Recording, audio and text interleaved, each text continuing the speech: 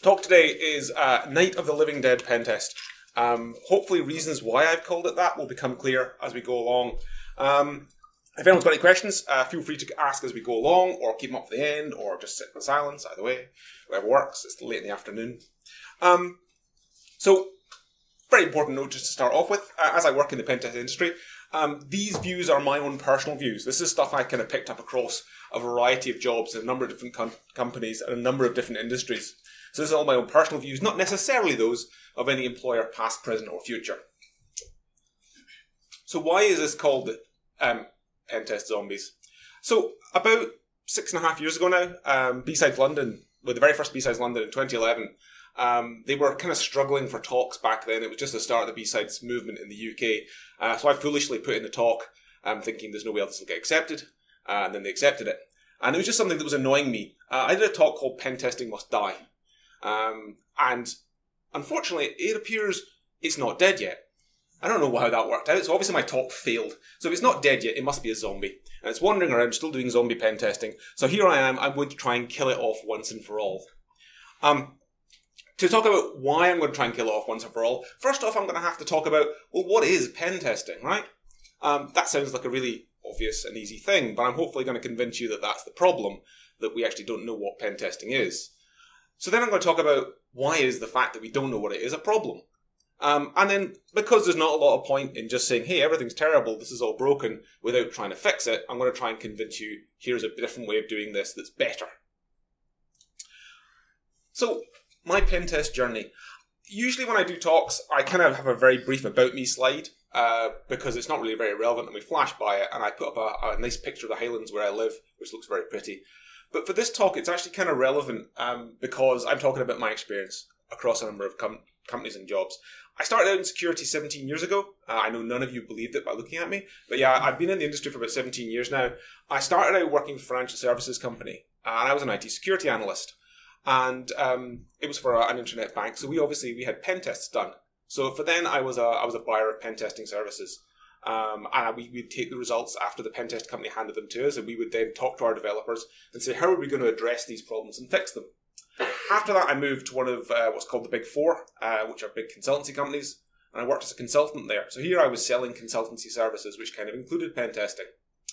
Then I worked for a couple of banks in the UK. I used to go to Pudsey, if anyone knows the Pudsey data centres. I was there regularly. And I ran their pen test service line. So essentially here I was doing pen tests myself for the bank, and I was also dealing with the reports that came in. So getting external companies to come in and do work, and then handling the reports when they came back. So I kind of got to saw the middle point of, I have to explain what these pen tester people have done to a whole lot of developers and project managers and business people. Then I worked for a big provider of pen testing services, and then I went and actually ran a couple of small consultancy companies, or helped run them, and we sold pen testing services. So I got to try and actually sell this stuff for the first time. You know, actually trying to go to companies and say, hey, you want to buy my pen testing services? And these days I'm back working for a large pen testing company again. So I'm back doing delivery work.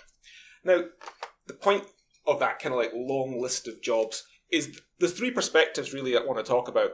There's a perspective of a buyer, right? So I'm buying pen testing services. I want to get someone in to do some work for me and deliver that. There's a deliverer. I've been told, right, next week you're going on site and you're doing a pen test.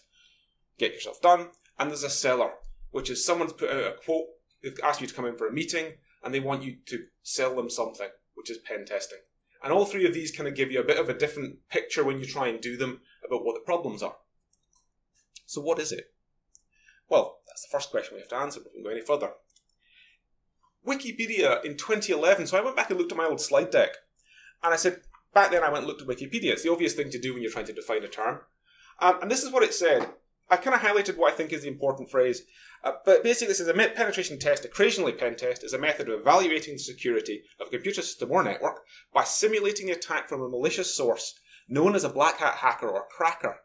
Thankfully, the term cracker has dropped out of the security lexicon in the last 7 years. I'm really happy to see that gone.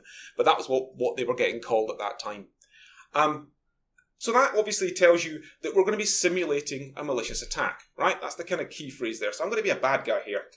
Interestingly, you go to Wikipedia now, it's changed.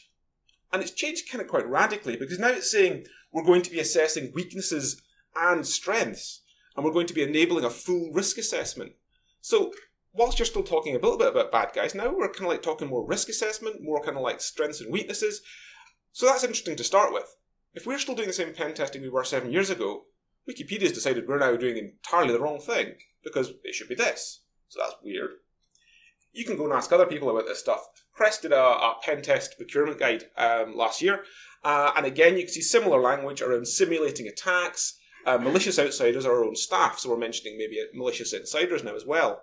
But we're still simulating attacks, right? We're pretending to be bad guys. Rapid7 have a really long and wordy description, but again, simulated real-world attacks, discover exploits. So we're definitely exploiting things if we're doing pen testing.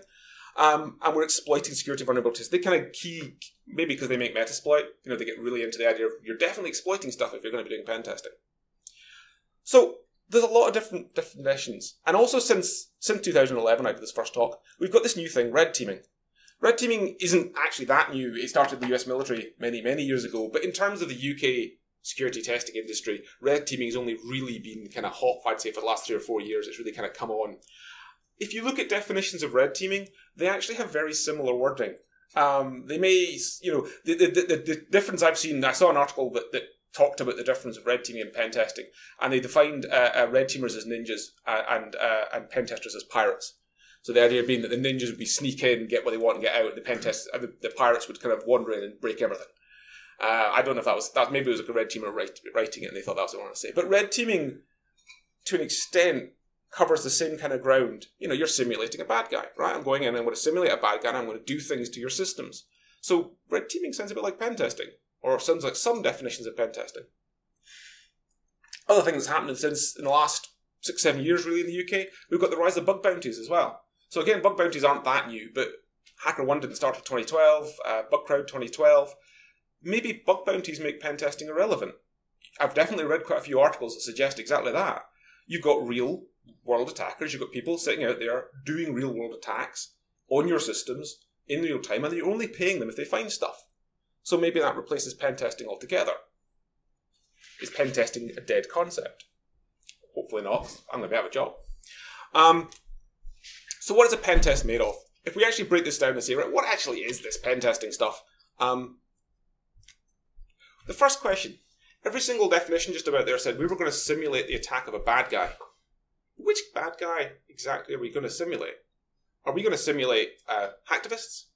So we're going to turn up with a huge crew of people.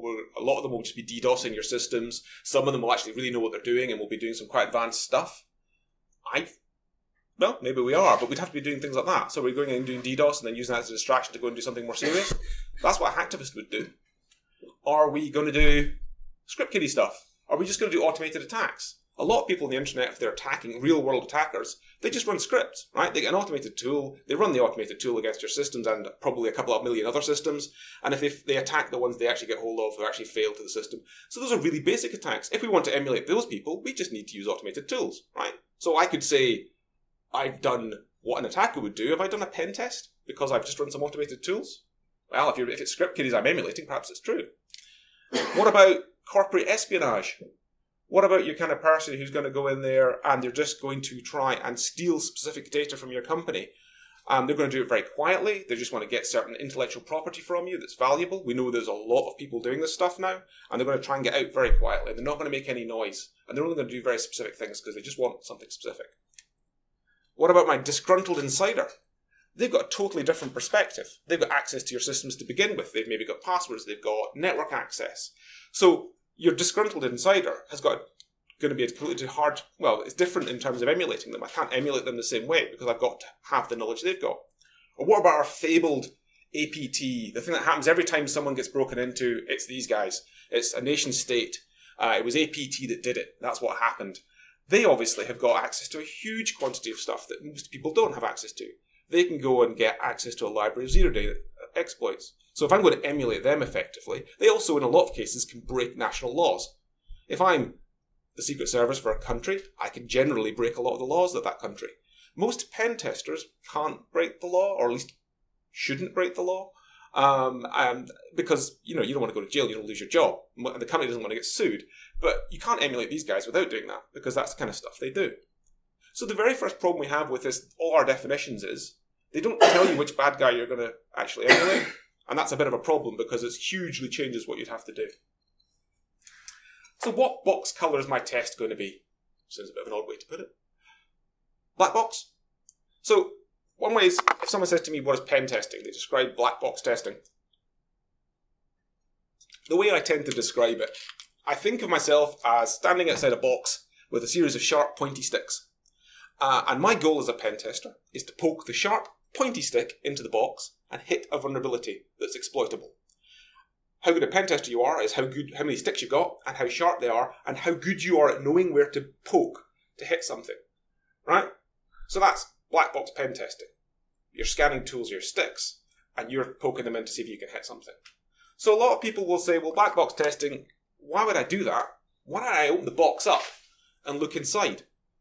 Right? Because surely at that point, I don't have to worry anymore. And I know at various points in my career, I thought, well, surely white box testing is always going to be better. And it actually turns out not to be necessarily the case. The problem is when you open up the box, you'll see massive quantities of stuff. There's huge quantities of code, systems, configurations, and trying to work out which of these is actually really exploitable is quite difficult. You get a bug in code because all code has got bugs, right? Do I know that's actually an exploitable bug that an attacker could actually do something with to compromise the system? Or is it just a bug in code that, maybe it would cause a problem, maybe it would cause a crash, maybe it would do absolutely nothing, the system will run quite normally. So in reality, white box testing, whilst it can be useful, isn't always the best way of approaching it. Because what happens is you can get lost in the depth, the details, and you don't know which of these things is actually exploitable. Why not both? In a lot of cases, this is my preferred way of doing it. Give someone black box access, but also give them access to the code. The way that this works for me when I do it is if I'm doing a pen test on a system, I poke one of my sticks in, and I hit something that's an error message, and it says, hey, something odd happened. And I could spend a lot of time fuzzing that, trying different sticks, and going, which one of these is actually going to prove to me this is an exploitable issue or just a dodgy error message. At that point, it's really easy to open up and go, where did my stick go? Right, it's hit this line of code, it's hit this module. That's what the problem is. Either this is something serious and I need to report it, or this is something not that serious and I can move on. That's actually a useful way of doing it. But again, am I really emulating a bad guy? Bad guys can't do that most of the time. Most of our definitions of bad guys don't get to open the box up and go, oh, look. But pen testing is actually the most effective way to pen test. It might be to do that. What's our scope? This is, if anyone's been in the pen testing industry at all, scope is always a fun one. Is the scope just an application?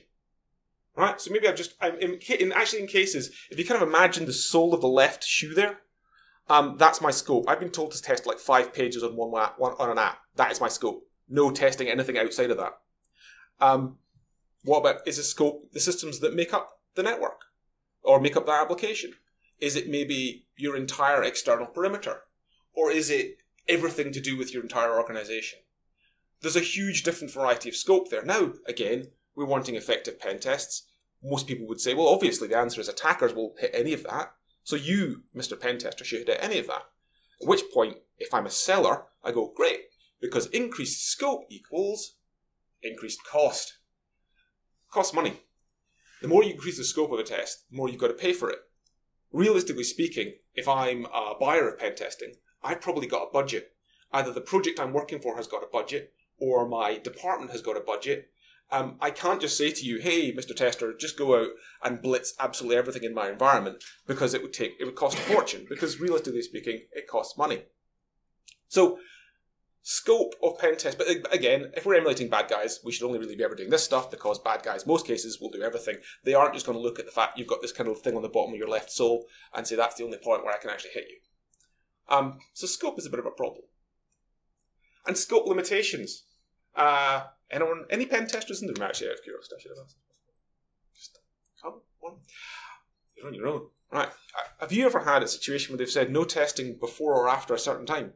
Yeah. I know I have. It used to be within business hours. Yeah, within business hours, or indeed sometimes out with business hours. You're not allowed to touch our systems unless it's between 2 a.m. in the morning and 8 a.m. in the morning, which is not fun. Alternatively, I've got a little fragile vase over there to demonstrate. I've been told don't touch that system. Don't touch that system. You can touch anything else in the network, but not that thing. Bad guys typically don't care. They don't care about what time of day it is, and they definitely don't care about your fragile systems. So if we're going to be like the bad guys, this doesn't make a lot of sense. But Now, I'll flip this on the head and I'll say, right, I'm now that internal security person in a large corporate. The business says to me, this system here is really heavily loaded and we're worried it's going to basically break if anyone does anything to it. Please don't touch it on the test. Well, I don't have a lot of choice. I say, right, don't touch that system because I can't risk a production outage in the middle of a business day for an important system because businesses don't like it when their systems go down in the middle of the business day. They're not happy about it. So you have to have scope limitations if you're in that position. You can't necessarily say to the tester, do whatever you want. This is a question that I saw asked on the internet with scope. Is personal email of staff ever in scope of a test? Show of hands. People, in terms of pen test, should pen testers be allowed to go and send malicious attachments to the personal email of staff in a company? Does anyone want to say yes or no? Yes? Anyone say yes? Yeah? Okay. Anyone say no? No. So, they asked this question online. And our survey said, this is asked about red teaming. More people said yes than no. So, no one's ever asked me to do that. And that's kind of lucky, because if they did, my very first call would be to a lawyer. Because I'm fairly sure in the UK that's going to be illegal. Computer Misuse Act, I don't have authorization to touch Gmail. Google haven't authorized my test. The person whose home PC I'm going to be touching hasn't authorized my test. So Computer Misuse Act is not going to have a good time of it. Data Protection Act, I'm processing data for a person who's not the entity who I'm contracted with. I'm potentially going to go to jail if I do that. However, bad guys are absolutely going to do that. Bad guys, that's one of the main ways they're going to get in. They'll target the email of the CEO because he's got the board papers on his PC. They'll target the email of the child of the CEO because they use the same PC as the CEO. And that's where the board papers are. They'll go after a non-executive director who doesn't even work for the company because guess what? He's got the board papers too. Depending on the type of attacker. So this is one of the problems we run into with pen testers and emulating the bad guys is that's illegal or probably illegal. I definitely wouldn't touch that without a very well-worded letter from a lawyer. Because I'm not a lawyer, but I wouldn't try it without a lawyer, for sure. So that's a bit of a problem with scope. So the next question is, where do I test? What environment do I test in? Now the obvious answer here is production, right? The only environment where you can really test a system is in its production environment. Seems like a really easy answer, doesn't it? Come here are some ways I've broken production systems while testing them. I have knocked over a web application and another web application in the same system by putting a single code character into a login box and pressing enter. I have denial of serviced a major e-commerce site with Nmap. I have taken down the credit card processing for another company with Nmap. And I once got a call from a company 9 months after I'd done a pen test saying that test data I had left on their system caused an upgrade to fail. There are real risks with testing in production. If you test in production, you run the risk of crashing the system. Even the most non-invasive test, Nmap is probably considered to be one of the least invasive things you can do to a system. I have personally crashed, as I've said, at least 2 sets of systems with Nmap alone, nothing else. Didn't do anything else to them, didn't touch them. Anything can do it. And that's one of the things with probably the pen tester. You go to a pen tester and a lot of the time when you're selling, one of the questions a customer will say to you is there any risk that anything bad could happen to me when you do this pen test? Some pen testers will say, or no, I don't think any real pen tester would say no, there's no risk. They definitely shouldn't. If anyone says to you, if that ever happens to you, you're in a meeting, you say to someone, is there any risk that's going to affect my system? They say no, and it's anything other than a configuration review, I would be very dubious of that statement. Because I've broken things, and I'm not just I've broken things, lots of other people have broken things in the most amazing ways. I've heard of someone who once broke something with ping. They pinged the system, it didn't like it, the network stack wasn't happy, the thing fell down, it wasn't playing ball. You can crash a system with anything. So my personal opinion here is, for a lot of tests, application tests definitely, don't do them in production. Don't ever test in production. Because if you give me a nice test system, and you give me a free rein on it, you say no one else is using the system, so please don't do load testing at the same time as I'm pen testing, because it will slow everything down, and when it doesn't work, they'll wonder if it was them or if it was me. I can go far harder. I can use techniques that I wouldn't risk doing on a production system. I can't, because if I'm testing some high-value production system, realistically speaking, I want to still be on the job at the end of it, right? If I've sold you the system and it's my job, I personally have had, when I was a seller of pen testing, I had someone not pay us because the system fell down on the first day of testing. They didn't get back up again. That can happen, right? So I'm obviously going to be a bit careful to make sure that doesn't happen. So a tester can't be as hard and as full as they would like to be in a production environment. So test in a test environment, don't test in production. So here's the next question for pen testing. Is pen testing an art or science? So, if you're a hacker, if you're emulating the bad guys, obviously it's more like an art, right? You're going in, you're doing some things, something might occur to you, inspiration strikes, you dive in, you type some lines of code, and away you go. When I was an internal security person for large companies, they would say to me, hang on, we've had this test done last year and this year by the same company, and we've got different results. What's going on? And they'd want to know why it was different. And at that point, it's kind of hard to say, well, it's kind of an art. It's because it's being sold as being quite a kind of scientific concept. But in reality, the real answer to this is it depends kind of on the test type. It also depends, part of it should be a science, right? If you do the same, everyone should be doing the same basic stuff to find the same basic issues. But there's always going to be that element of the experience of the tester sitting in front of a computer and going, oh, what if I did this? Because I've seen this 5 systems ago, or I read this blog article last week, or someone on a mailing list I saw said something, and it just triggers a thought in my head, and I go and type it. So, but a lot of people want it to be a science, and there's some good arguments for why it should be a science, but in reality it's not. It's never going. I don't think it ever will be, but maybe it needs to be a bit more sciencey. So this question comes up. People will say to you, what methodology do you follow as a pen tester? The problem is there aren't really great published answers for this. A lot of people will say PTES, Pentest Execution Standard, which was good, but I looked at the wiki the other day, it hasn't been updated in 4 or 5 years. There's been a lot of new tools and techniques in the last 4 or 5 years. So if someone says to you, we just use PTES, I would be a bit, have they been keeping up to date? They might say, OWASP Top 10 is always a classic. Someone says, oh, we follow OWASP Top 10. OWASP Top 10 is not a pen testing methodology.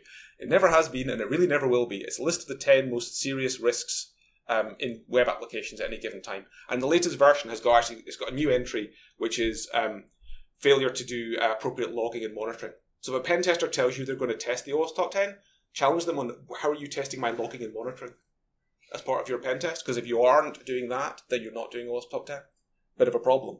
So methodologies, they're useful to make sure everyone covers the same basic things. So most testing companies should have one, but they're not going to get you 100% of the way, because then we'd all be robots. And there was a question actually, I think in your talk, about could you ever completely automate testing? And I don't think you can, because of that inspiration piece. And if AI, Tom, I was thinking when you said that, if AI ever got good enough to do pen testing, it would be good enough to write secure code in the first place. So once the AI writes secure code, then the AI can do the pen testing, because it'll be able to do both sides of the thing. But they're very similar kind of things. So what does my report look like is obviously a good question if we're going to do pen testing. If I'm a bad guys break in, right? They exploit some stuff, they get the data they're trying to get, and they go away.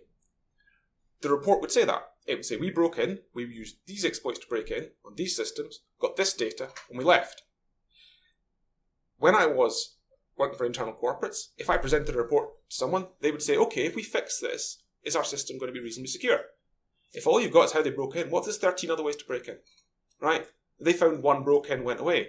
So the reality is, most pen test reports shouldn't look like that.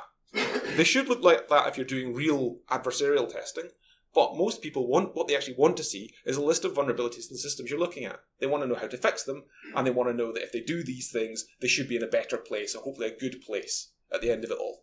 So the report, it kind of matters what it's going to end up looking like. And it might not look like what a hacker would produce. Who does my pen testing? Another controversial question. Does my pen tester have to have a certificate after their name? Man's got those. By the way, if anyone wants BIC stickers, there's some there. Rare and very valued commodity there. That's Andy's desk with the stickers on. So, there's a controversial question in pen testing, which is, should all my pen testers have certifications, right? There's different points of view. So one point of view says the problem with certification is that no certificate mirrors real-world experience, which is true, and certificates are an expensive process that can exclude people who can't afford to do it. This is also true. Third aspect is certifications exclude people who don't test well. Right? Tests generally involve a high-pressure sit-down. It's not really like a test really is, and some people who can be brilliant testers don't test well, and you're excluding these people if you start requiring certificates. The problem with this is, on the other option would be, should they be hackers, right? So obviously we're saying we're going to emulate the bad guys. Who better to emulate a bad guy than a bad guy, right? Somebody who's done the stuff that you're trying to do in the new world. The problem here is, go back to my life as a buyer, I don't have time to interview every pen tester who's going to do a piece of work for me, right? I don't have time to assess personally their qualifications.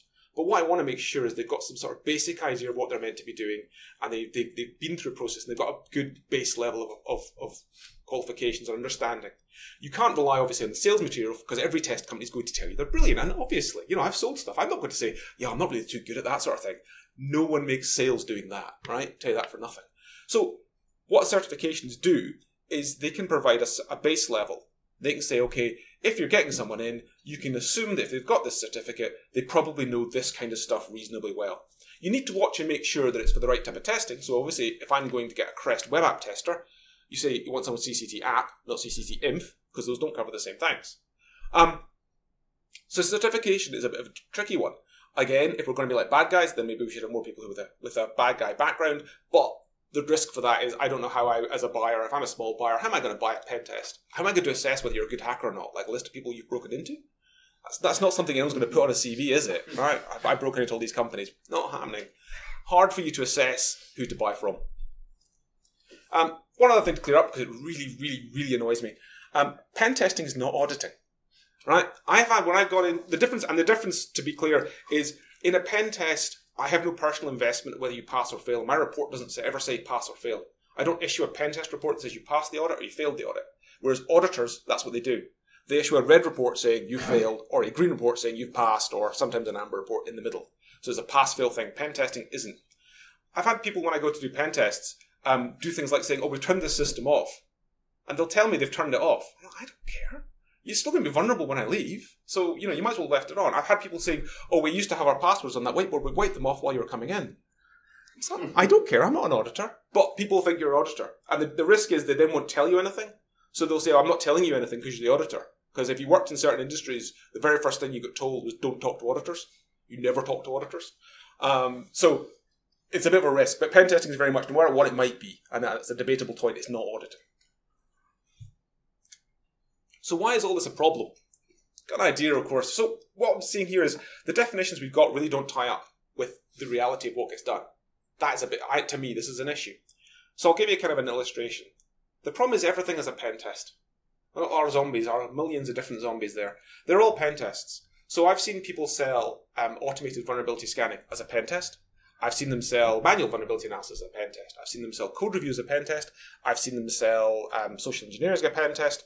And I've even seen things like pen test as a service. So we're talking about automated pen testing. I've seen a legitimate argument, an article written by a quite senior person in the industry, extolling the idea of pen testing as a service. But how can you have this fully automated thing and emulate this real attacker who's a human with brains and different experience? So the problem is, if everything is pen testing, nothing's pen testing, right? And we don't have a good way of defining it. It causes confusion. And this is basically the problem. So say I am a buyer, right? I'm a mid-level manufacturing company, and I want to buy a pen test. I'm going into e-commerce for the first time. So I've created a website, and I've got an agency to write my website for me. I'm going to process credit card transactions. So my bank or my directors or someone has said, hey, you now need to go and have a pen test on this thing. Right? I go out to the market. I contact 3 companies, company A, company B, company C. I say to them, I would like a pen test on my new system. Company A comes back to me and says, great, excellent. They send me an email quote. They say, that's me £2,000. Right, that's your pen test. Company B, they have a phone call with me first, and then they send me in a sort of 2-page A4. That'll be £5,000. Company C comes in, they come in with a meeting, they do a little workshop with you. They come back with a big glossy document, tells me £15,000. Which one of these am I going to buy? They're all pen tests. They're all pen test companies. They all describe themselves as pen testers, and they'll tell us how great they are. The problem is, let's be honest, if I'm a commercial person who has maybe been told by a bank to do it, what I'm going to do is I'm going to go to Company A. Because Company A cost me £2,000, and that's well within my budget. And maybe I've only got £3,000 or £4,000, and I definitely can't afford Company C, because they're £15,000, and I didn't know that's how much it cost. So Company A is going to get bought a lot, because they're all the same. They're all telling me the same thing, but they're telling me for very different amounts of money. So that's not good, because what they're getting here probably isn't what they're getting here. Flip that round. I'm Company C. I've just gone in, I've spent a whole lot of time with this customer, I've sat them down, I've had a workshop, I've really understood the requirements, I've gone away, I've taken the time to write up this document, proposal for them, 15 grand, and I call the guy up the next week and he says, sorry, we've gone with another company, they were 7 times cheaper than you. Well, I've just wasted a whole lot of my time and money trying to sell that job. Personally, as a real world thing, I've had that experience when I was selling pen testing. I have a situation where I went in, spec'd the job out, did the job, said I think it was 13, and they come in and said, you were 3 times more expensive than the bid we've gone with. And I looked at that when I literally can't work out how they completed that job in the time, because it was quite a complex job. It happens, but we were both selling pen testing. Same thing. So it's like, well, I can cover my little tick box or my checkbox compliance test. I'm going to go for Company C. So Company C's got a real problem because they can't justify that. It's going to have real problems justifying their costs. And what that inevitably does is cause Company C to start selling cheaper tests so that they actually win the business. Because realistically, you're a consultancy, you've got to sell stuff, right? So you're going to have to go where the market goes. Causes compliance confusion as well if everything's a pen test. When I was in various companies, I would try and get people to put into their contracts when they were buying things, you need to have a pen test before you buy this product. Or, the supplier needs to give you some assurance. And I didn't have like 2 pages of the contract to be able to tell them exactly what I meant. I could only use like 2 lines. That's the kind of space they'd give me. So I could just put in pen test. That's the only words I had. But of course that could lead to the problem you had before, which is if everything's a pen test, and you'd see some of the reports that come in afterwards and you're like, that's not a pen test. So it causes compliance confusion. I mean, you look at standards like PCI, they'll say you have to have a pen test. But we've seen that. It's a bit difficult to say what a pen test is. So PCI compliance is a bit of an issue. And career confusion. A bit of a problem if you're a pen tester. So I'm a pen tester. You could have people who do vulnerability scanning and analysis. They could legitimately say I'm a professional pen tester. You could have someone else who does SCADA, deep SCADA stuff. They're also a professional pen tester. And you could have someone who reads Java code for a living. They're also a professional pen tester. They'll do things that are sold as pen tests, but they have a very different career progression. So it's kind of difficult in the industry to say you don't have different terms, so everyone's just going to be a pen tester. So how could this be improved? It's obviously broken, and we're trying to kill it off finally, get that zombie and blow its head off. How could we do it? I'm going to try and use a model without using the P word, so I'm not allowed to say pen tester for the rest of the presentation after this slide. Let's see whether I can do it. It's really difficult. I won't say that P word, I will say principles. The first thing you need to do, so if you're a company and you're looking to get pen tests, the very first thing you need to do is, which of these oh, damn it! Right, I'll lose. Security assessments. You get security assessments. You're going to get security assessments, and you begin by assessing your threats. So which of these bad guys do I need to worry about? Because not everyone needs to worry about all the bad guys. You all need to worry about script kiddies. You have any system anywhere, you need to worry about automated attacks. If you're exposed to the internet, and you probably are these days, you're going to get attacked. Simple as that. But not everyone needs to worry about the NSA, realistically speaking. So not everyone needs that very high level assurance at the end of the day. When you're doing security assessments, I would always, if you're a starting company, start with low scope, white box. Find the easy stuff first. Do not pay a high-end red team to come in and find you've got MS-08067, one of the most naughty vulnerabilities in the universe. If they waste, if you get a high-end, if you pay, 40, 50,000 pounds for a red team to come in and they break in using that, you just wasted that money because they've done their job and you've not given them a hard time. You need to get rid of this easy stuff first. Gradually increase in scope. And for my own personal opinion, only move towards adversarial testing, this kind of black box, I'm actually going to be the bad guy. Once you've got all the easy stuff done, the low, white box stuff out the way. And testing is only one part of any security program. This is critically important. The number of times I would come along to a project and I'd do a security review on it at the end. I used to avoid the word. And they would say, I'd find things that were like architectural issues. So I'd find something which was clearly should have been thought at when they designed the system and not when they were implementing it. And they were going, we're going live in 2 days' time. Is everything okay for us? And I go, bit of a bad time. If you wait till the end and just do your security testing at the end, you're going to have a bit of a bad problem with it. So, start off. Step 1 on the 6-step program to doing your security testing properly. We're going to do vulnerability scanning. Everyone should do vulnerability scanning. Everyone should assess their systems, all of their systems. Actually, there's a step 0 at the start of this, which is asset inventory.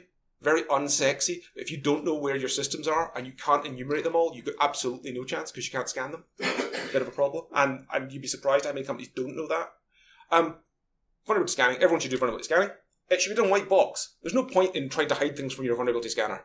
Give it credentials, let it log in. It will find far more stuff. Anyone who's ever done vulnerability scanning will know black box, it just fires a whole of probes, gets stuff back and kind of guesses. I'm kind of guessing whether you've got stuff. Give it credentials, it'll log in and go, you've got version this of this program, that's got a vulnerability, there's your vulnerability. You know, it's a definite. Always do it white box. Start off with the easy stuff, external systems, move towards full coverage. Do it in production, obviously. Can't really not do vulnerability scanning in production. Report everything. Report all the vulnerabilities. And this one, you maybe don't even need to get a test company involved, to be honest with you. Internal resource can do this in a lot of cases. It's going to come down to individual companies who what makes more sense. For some people, it will make sense to get a test company in at this point. Some people, you can do it yourself. There are open source scanning tools like OpenVAS, which obviously you can get for free, or Nessus licenses aren't too expensive. Once you've done that, you'll want to move on and get a human involved and actually get kind of brain going on behind there. Differentiation between vulnerability analysis and scanning is when you're doing scanning, a tool will say to you, hey, I found an open file share. What it won't tell you is the difference between an open file share with some tools that are meant to be publicly available and an open file share with HR data in it. Right? It doesn't know because it's a scanner. It just says some files in there. I don't know whether they're good or bad. It's not going to tell you whether it's someone's salaries, which is deeply confidential information, or not. You need a human to do that. So again, everyone needs to do it. White box. Same sort of scope setup. Got to do it in production. Report everything. And at this point, it kind of started to the point where having a professional who kind of looks at this stuff for a living makes sense. So it should be cheaper, obviously, because you're just going to do the analysis based on tool output, but a test company might make sense. Or you might want to do it internally. Then you can move on to doing manual security assessments. Everyone with custom systems, everyone who gets code written for them, you need to kind of do this stuff manually. Scanning tools, one of the dark secrets of scanning tools is they don't tend to work very well on completely custom systems. Web app scanners will try to do things, but they're never perfect, and they're really noisy and break things. Black-white, this is the assessments I would do both ways round. So I'd say give someone access to the external system, but also give them the source code, because they're going to have a good time of it that way, and you're going to get better results. Custom apps.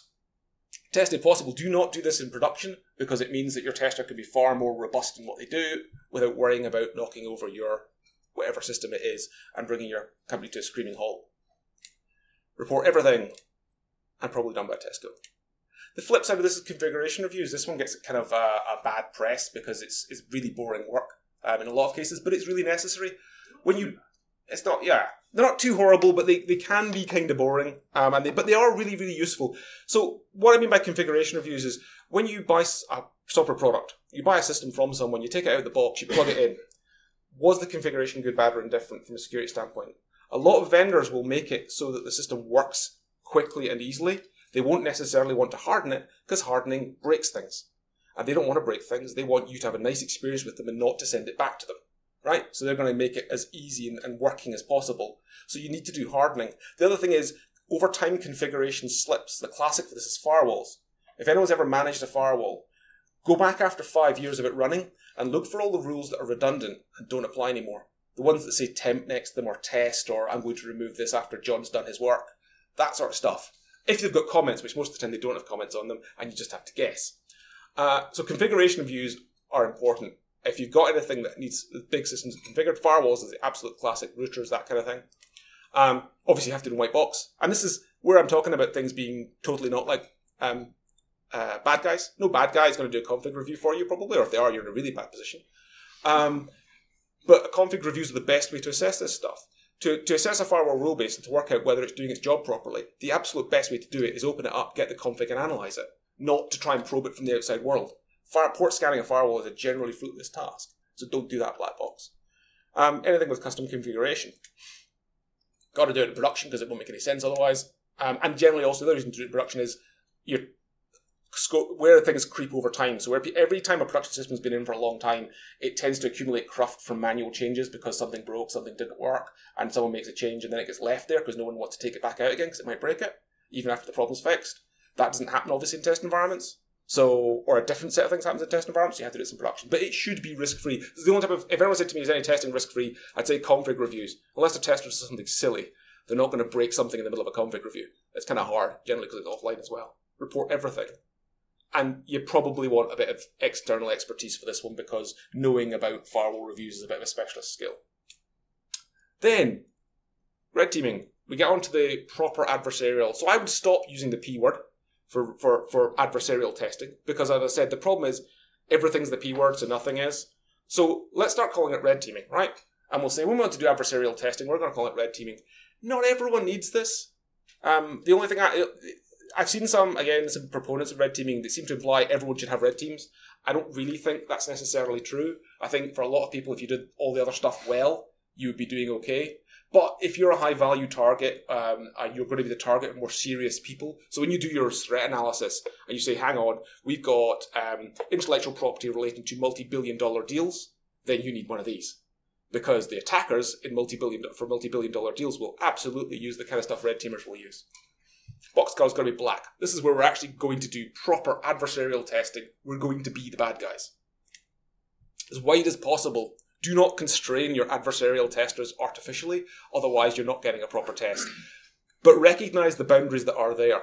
They can't break the law. They can't go onto a marketplace and buy 0 days, probably, unless you want to give them funds for that. I've never had funds for that. Last time I did this talk, someone suggested they might get funds for going on to markets. I was like sending thousands of pounds on a 0 day. I'd love to see a test that actually did that, but I've never seen it. All the things like core impact. So yeah, you can get your own, hopefully you've got your own stock of either tools that do semi-0 days, or your company yourself's got a set of tools that do, non-public exploits. So that makes it better, definitely. The other option I've seen here is for, I've seen some red teams where they have like a 0-day card. So what they do is they kind of go through the red team and they say at any one point they've got one 0-day card they can play. And they say, we need you to pretend that we had a 0 day for this system and give us the access that this would give us. But you only get one card per test. So the idea is that simulates the effect of one 0 day, which is not a bad, maybe if you're really high end. Got to do it in production, no other place to do it. And they should only be reporting what they broke. If you're doing a red team and the red teamers start telling you, hey, you had SSL v2 enabled on 2 of your servers, to me that's not a red team. Right? That's a security review. Red teamers should be telling you what they broke, how did they break in, what data could they get to, what was the sensitivity of that data, and what general things should you take from this, and also, did you find them? Because obviously your defensive people should be finding these guys as they do it. It should be a proper adversarial thing. And done by experts. This isn't something that... if you're the biggest of the big companies, sure, you've got an internal red team, but anyone else doesn't have an internal red team because they're really expensive. And to go along with that, if you've got any significant internet-facing system, or you make software, I'd say have a bug bounty. Why? Because it's cheap vulnerabilities. Sure, it's not cost-free. Bug bounty programs do cost money to run. They're not free to run. And you'll get a lot of dross.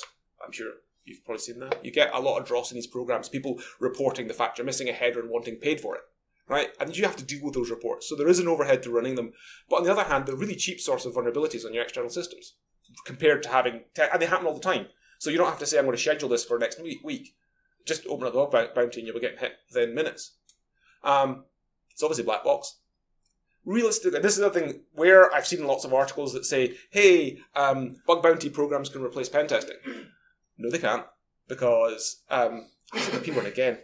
That's 3 strikes, I'm out. I'm going to stop talk. Right, I said, they say it can replace all security testing with bug bounty. You can't do that. Bug bounties don't get given admin credits to look at the admin portal. Bug bounties don't get given access to your internal systems. So they do. They actually get internal access? Yeah. Wow. Is that Google or someone? No, the Department of Defense. Oh, okay. Wow. Unless you're someone, really. That's insane. So most bug bounties, you wouldn't, if you said to your IT director, I want to give user creds to hold random people on the internet from various countries.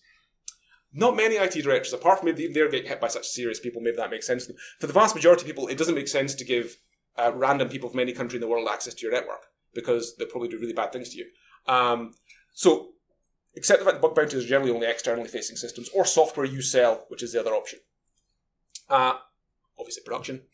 What do they break? They'll only ever tell you what they broke. That's the downside as well. Bug bounties will obviously focus on what you pay for. So if you don't pay for a certain class of vulnerability, you don't pay well for it, don't expect to get reports on it, because why would they? They're there for money. They're there to make money from your, or kudos or whatever else you're selling. And done bug bounties. Conclusions to all this. So that's a program that goes through without mentioning the P word, apart from 2 times.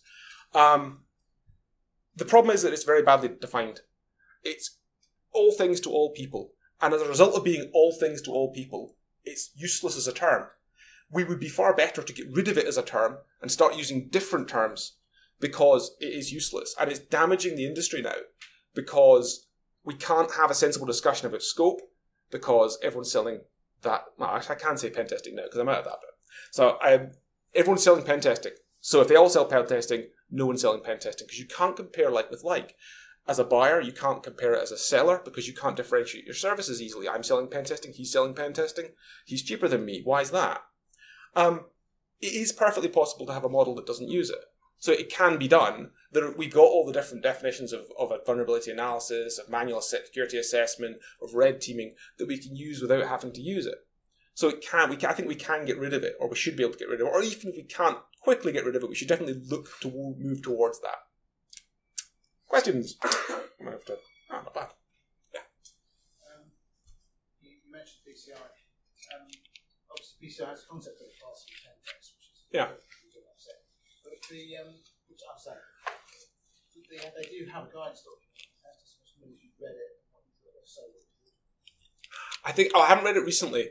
The challenge I had with PCI in the past is they use CVSS as a measure of passing failing. And CVSS, if everyone knows CVSS is a vulnerability scoring system, I really hate CVSS with a passion.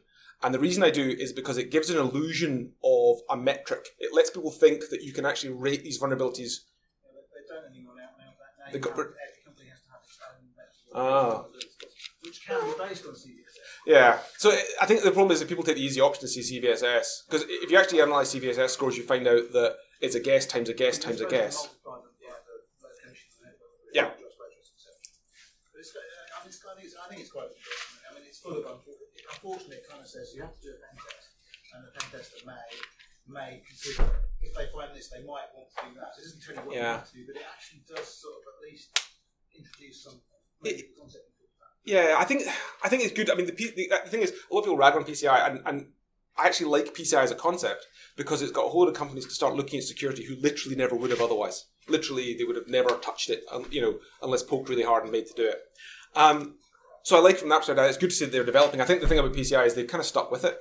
There's a lot of people kind of push back on PCI, trying, let's get rid of this. In the first couple of years of implementation, when it was really horrible, and it's nice to see that they're actually kind of iterating on it and not giving up and saying, hey, maybe we can make this better rather than just giving up. So yeah, having something like that, but you say it does end up with maze, and I'm not sure there is a perfect answer to compliance and pen tests because I don't think it's always going to be a judgment call. And that's one of the problems I have with pen tests, where people say the pen test is a pass-fail. It's like, well, define pass-fail within this concept of the test I've just done compared to your overall environment. I mean, actually, it's largely about fixing what was found in that test.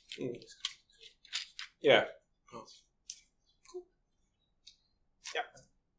Any previous workflow I took down our entire out-facing network just by doing whatever it was changed to Portugal. Yeah.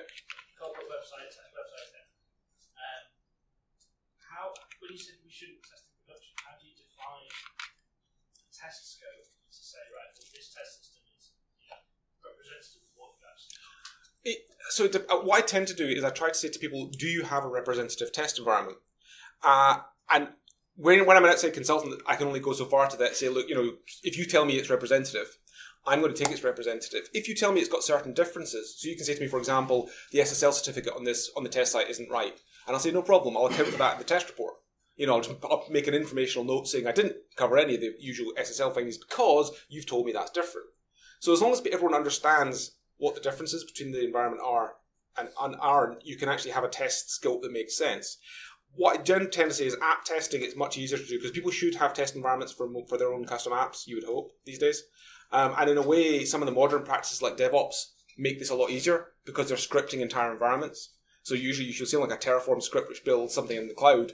They run the same thing for test as they run for production. So you can say, well, as long as you run from the same script, you've got something that's representative. So but it does depend, and ultimately you kind of have to go back to the system owner and go, do you have something which you're comfortable with? If I give you a finding on this, you're not just going to turn around and tell me, oh, it's not like that in production.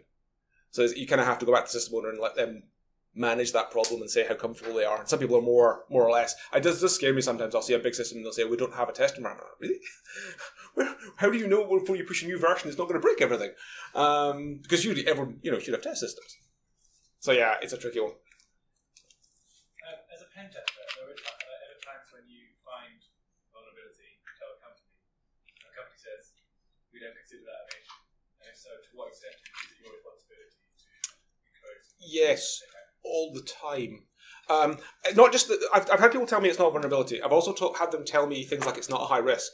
Because a lot of people, unfortunately, and this is the big thing about pen testing and auditing, they'll say, we're going to fix everything that's rated high, and we're going to maybe think about fixing stuff that's medium, and anything that's low, forget about it, we're not touching, it'll be there when you come here next year. So they'll try and get me to generate a vulnerability. My approach to pushing that back is I say, look, this is a technical risk assessment of just this system. You may have other controls in place, but I didn't assess those. I didn't test your other controls. So you're telling me, oh, it's mitigated because we've got this and that and this and that. That wasn't my scope.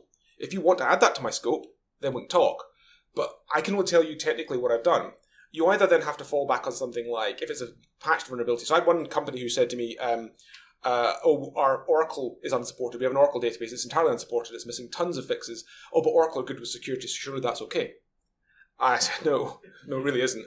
But that was easy because I had loads of ones where Oracle themselves had rated as a high. So that's an easy out. You kind of you cop out and just say, well, the vendor says it's a high, so it's a high. I'm not changing that.